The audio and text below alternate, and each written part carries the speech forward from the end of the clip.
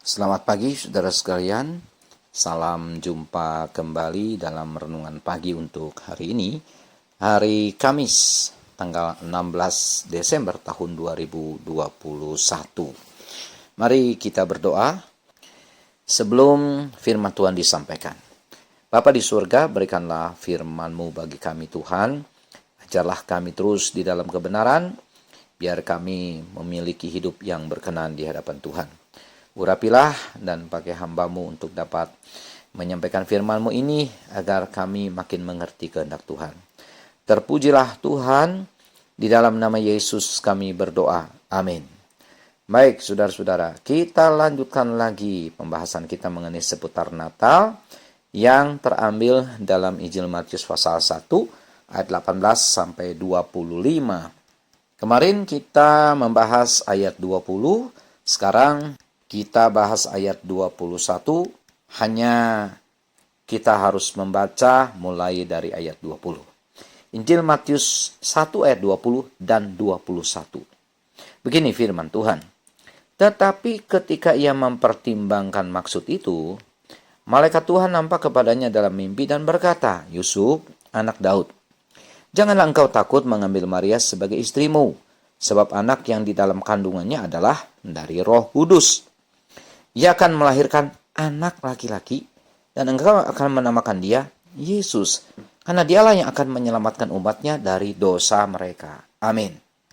Ketika Yusuf sedang bingung mengenai apa yang harus dilakukan terhadap Maria yang dianggapnya telah berzina dengan orang lain, maka Yusuf mendapat jawaban dari firman Tuhan melalui mimpi, di mana dalam mimpinya itu malaikat Tuhan menyampaikan petunjuk supaya Yusuf tidak takut mengambil Maria sebagai istrinya. Karena Maria hamil bukan karena ia berzina, tetapi karena Roh Kudus.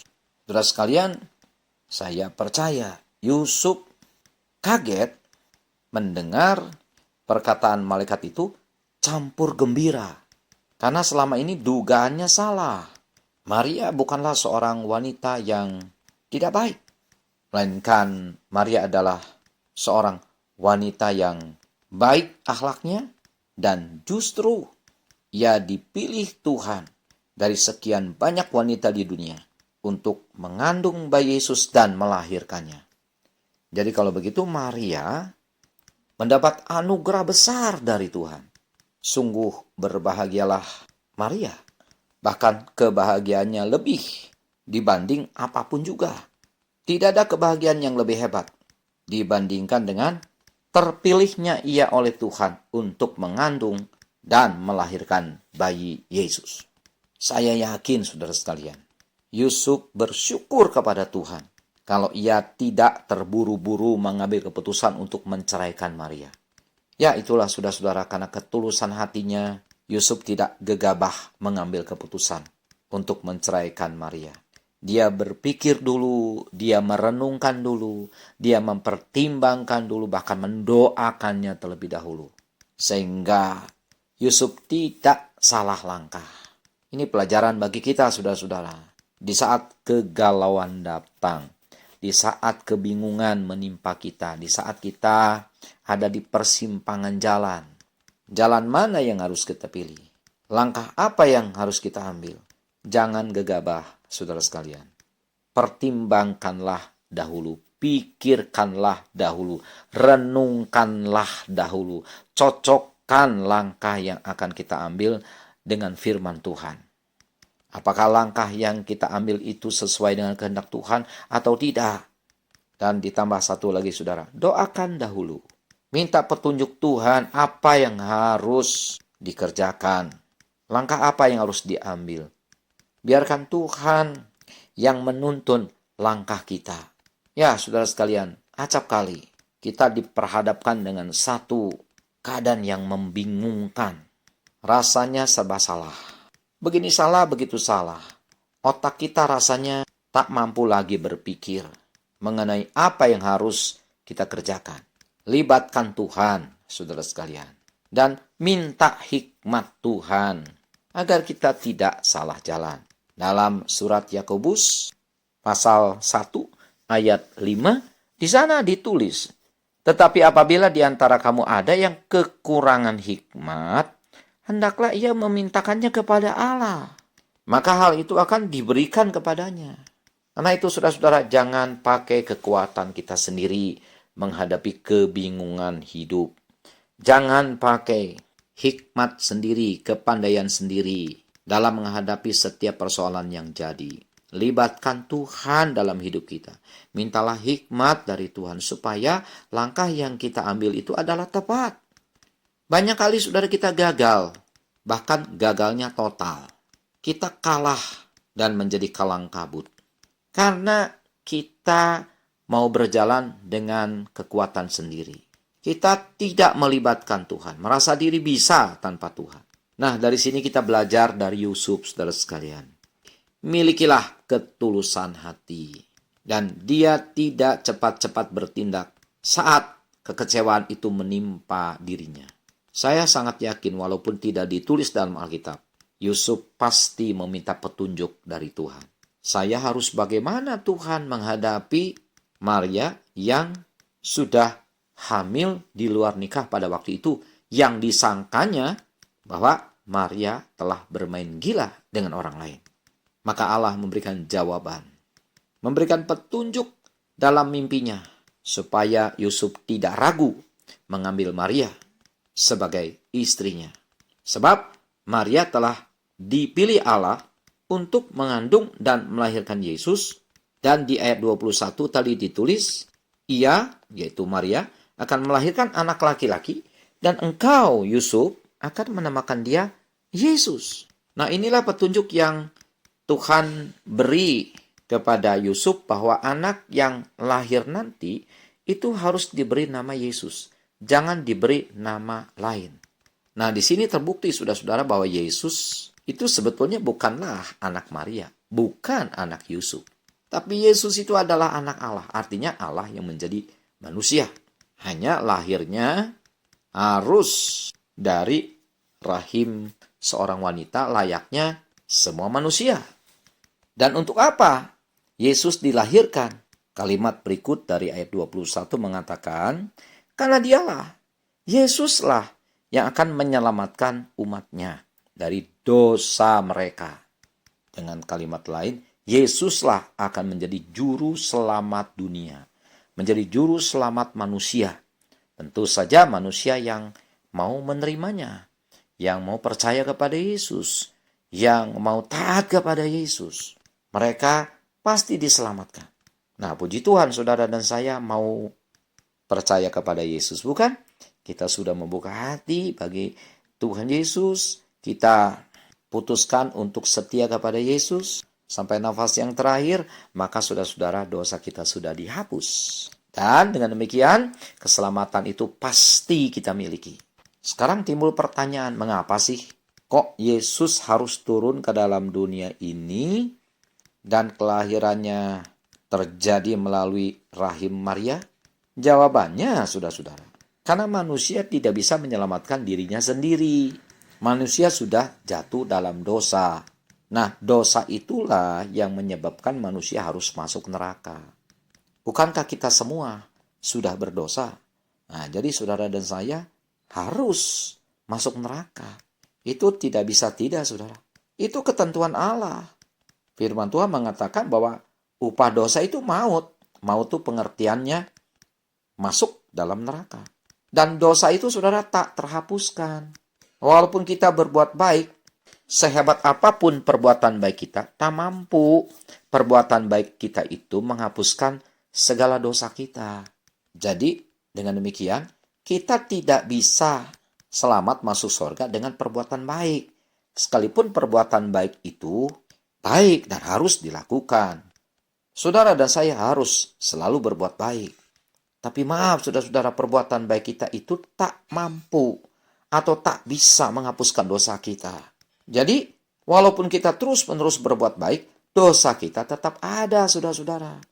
Nah, kalau dosa kita tetap ada, kita tidak bisa masuk surga. Kita tidak bisa ketemu Allah. kita tidak bisa memiliki hidup yang kekal.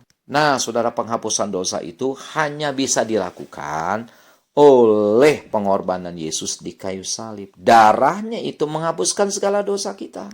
Nah, siapa yang percaya kepadanya, dosanya dihapuskan. Jadi keselamatan yang kita peroleh bukan karena perbuatan baik yang kita lakukan, tapi oleh anugerah, yaitu dengan diberikannya Yesus bagi kita yang mati di salib, lalu darahnya menghapus segala dosa kita. Nah, saudara-saudara, dengan darah Yesuslah dosa kita terhapuskan, dan setelah dosa kita terhapuskan, kita boleh ketemu Bapa di sorga. Jadi caranya bagaimana, saudara-saudara, supaya dosa kita terhapuskan? Mudah sekali. Terimalah Tuhan Yesus sebagai Tuhan dan Juru Selamat.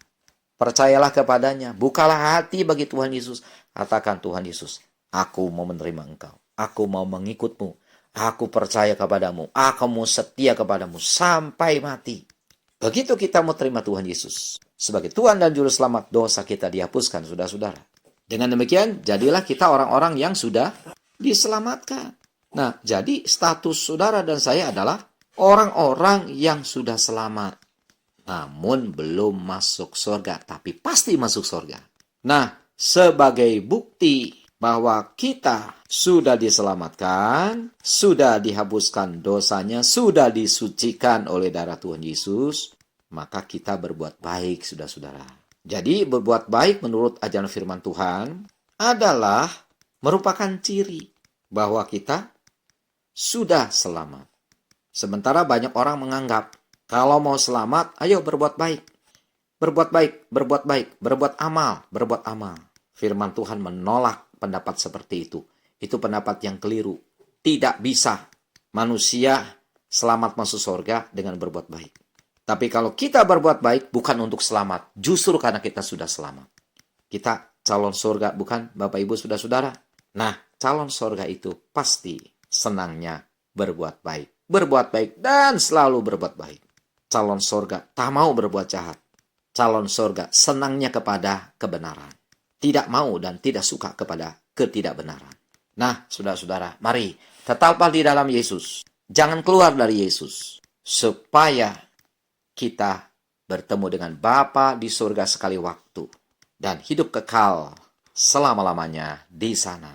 Jadi saudara-saudara, makna Natal itu adalah turunnya Allah ke dalam dunia ini menjadi manusia untuk menjadi juru selamat kita semua. Berbahagialah orang yang sudah menerimanya sebagai Tuhan dan Juru Selamat. Kalau mungkin ada di antara saudara belum terima Yesus sebagai Tuhan dan Juru Selamat, saya menghimbau, terimalah Tuhan Yesus sebagai Tuhan dan Juru Selamat sekarang juga. Jangan ditunda-tunda. Jangan sampai terlambat. Ingat, keselamatan itu ditentukan ketika kita masih hidup di dunia, bukan setelah mati, saudara-saudara. Jangan sampai setelah mati baru kita sadar bahwa kita harus terima Tuhan Yesus. Itu sudah terlambat dan tak mungkin diulang kembali. Kalau orang menutup hati bagi Yesus, dia akan binasa selama-lamanya di neraka, saudara-saudara. Tapi siapa yang terbuka hatinya bagi Yesus, dia akan selamat masuk dalam kekekalan di sorga sana. Pantas Yesus berkata, akulah jalan kebenaran dan hidup. Tak seorang pun sampai kepada Bapa terkecuali dengan aku. Tuhan memberkati, mari kita berdoa. Terima kasih Tuhan Yesus. Kami terima firman-Mu Tuhan dan kami bersyukur. Sekarang kami ada di dalam Yesus. Mampukan kami setia kepada Tuhan sampai nafas kami yang terakhir. Karena di luar Yesus tidak ada keselamatan. Di luar Yesus tidak ada hidup kekal. Keselamatan dan hidup kekal hanya ada di dalam Engkau ya Tuhan Yesus. Terpujilah Tuhan, dalam nama Yesus kami berdoa. Amin.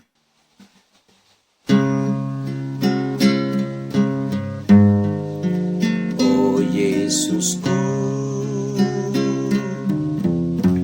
Engkaulah Raja Damai. Kau turun ke dunia,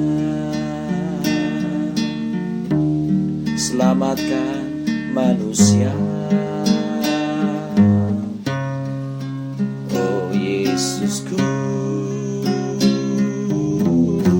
Engkaulah penuh kasih. Kau berikan hidupmu untuk tebus dosaku. Kaulah Allah yang kupuji, Kaulah Allah yang kusembah. Kemuliaan bagimu di tempat maha tinggi. Kemuliaan bagimu di tempat maha tinggi, di tempat maha tinggi, di tempat